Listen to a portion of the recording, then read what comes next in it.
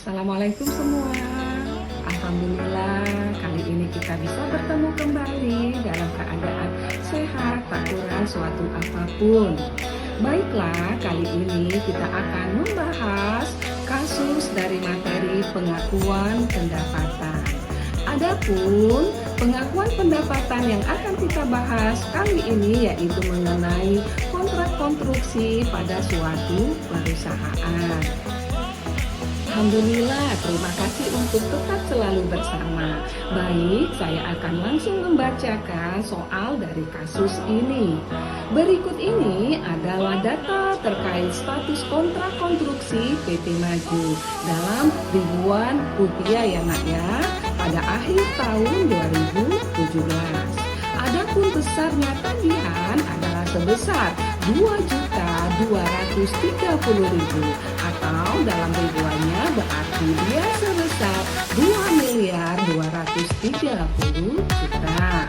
Adapun akumulasi biaya kontrak yang terjadi adalah yang pertama tenaga kerja itu sebesar 464.000, kemudian material dan subkonstruksinya adalah sebesar 1.098.000, biaya tidak langsungnya adalah sebesar 173 juta.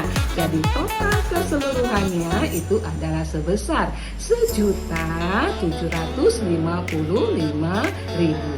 Adapun estimasi terakhir atas total biaya yaitu sebesar 3 juta.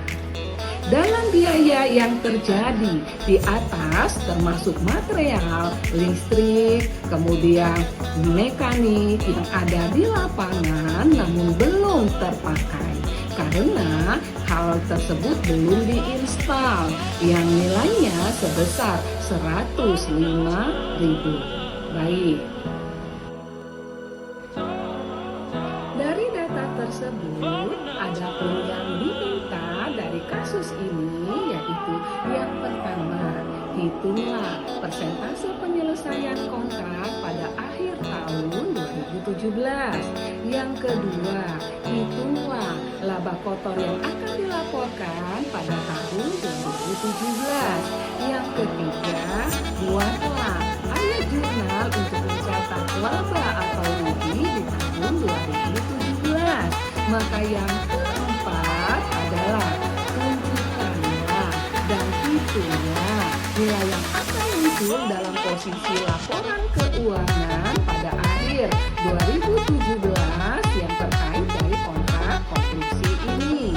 Kemudian tunjukkan pula ya apakah hal tersebut ada di aset atau di liabilitasnya atau sebagai tambahan informasi nilai piutang termin yang tertagih yaitu sebesar 1.980.000.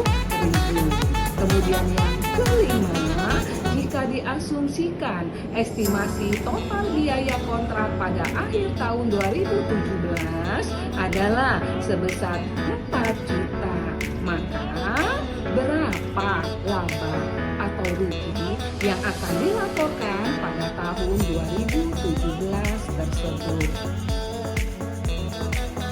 Baik ya, dari soal kasus yang sederhana ini ternyata dia meminta 5 penyelesaian. Yang pertama, kita akan menyelesaikan pertanyaan yang pertama yaitu berapa besar persentase penyelesaian kontrak pada akhir tahun 2017.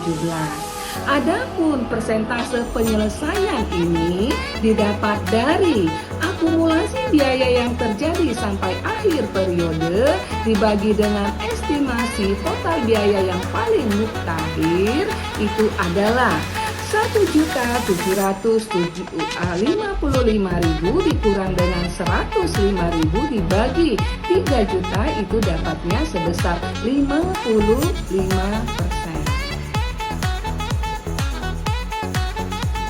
Tadi pertanyaan pertama sudah kita jawab bahwa persentasenya adalah sebesar 55%. Maka kita akan menginjak pada pertanyaan yang kedua yaitu untuk menghitung laba kotornya. kita ketahui nak ya bahwa harga kontrak itu sebesar 2.230.000 dikurangi dengan biaya kontrak yang terjadi sebesar 1.650.000. Kemudian biaya kontrak untuk menyelesaikan itu sebesar 105.000.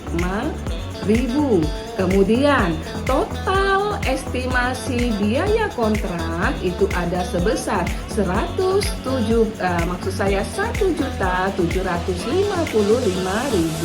dan estimasi laba kotornya adalah sebesar 475.000. Adapun akumulasi pendapatan yaitu didapat dari persentase penyelesaian dikali dengan estimasi total pendapatan itu tadi kita dapatkan nak ya, yaitu sebesar 55% dikali 2.230.000 itu dapatlah dia sebesar 1.226.500. Nah, kita akan melihat laba atau rugikah dia. Kita ketahui pendapatan tadi 1.226.500. Kemudian bebannya itu ada sebesar 1.650.000. Maka ternyata beban lebih besar dari pendapatannya. Apa yang diperolehnya? Ternyata rugi sebesar 423.500. Baik, kita akan menginjak pada pertanyaan yang ketiga. Bagaimana sih ayat jurnalnya? Ya, oke. Sekarang kita ketahui kita akan mendebetkan semua beban kontraknya, yaitu sebesar 1.650.000. Yang terdiri dari yang pertama kita akan mengkreditkan pekerjaan dalam proses yang tadi menderita kerugian sebesar 423.500. Dan akan kita kreditkan juga pendapatan kontrak sebesar 1.226.500. Nah, sekarang kita menginjak pada pertanyaan yang keempat, yaitu penyajian dalam laporan keuangan. Tadi sudah kita singgung bahwa dia ada di dalam aset lancar, yaitu mengenai pada sisi aktiva lancarnya, yaitu tagihan dalam bentuk brutonya sebesar 250.000 dan pada liabilitasnya yaitu utang brutonya sebesar 1.003.500. Adapun jumlah tersebut didapat dari utang bruto itu kita dapatkan dari selisih antara biaya yang terjadi ditambah dengan laba yang diakui dengan termin tagihan yang diakui ya, kemudian didapatlah 1.650.000 dikurang dengan 423.500 dikurang dengan 2.230.000, jadi dia dapatlah sebesar 1.003.500. Hasilnya minus nak ya, karena ini belum dilunasi. Kemudian kita lihat tagihan brutonya. Tagihan bruto ini itu didapat dari selisih antara termin antara dengan jumlah nilai piutang termin yang tertagih, yaitu 2.230.000 dikurang dengan 1.980.000 itu dapatlah dia sebesar 250.000. Alhamdulillah, sekarang kita bisa menginjak pada pertanyaan yang kelima, yaitu laba atau rugi yang dilaporkan dalam 2017 ini.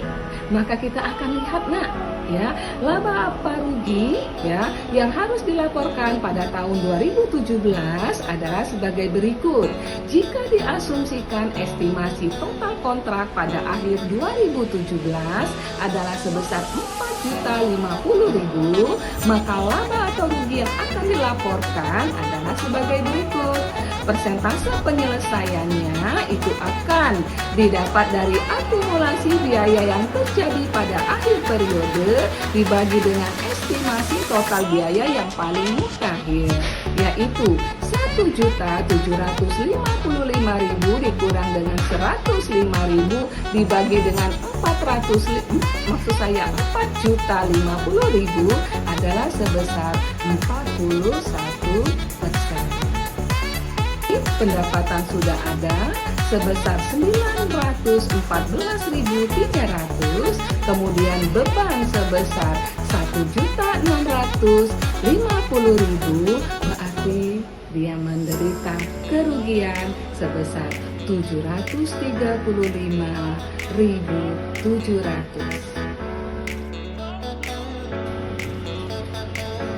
Demikianlah latihan soal kasus untuk hari ini, dengan harapan semoga kita bisa memahaminya dan mengembangkannya untuk lebih lanjut lagi, dan semoga juga bisa memberikan manfaat pada kita semua.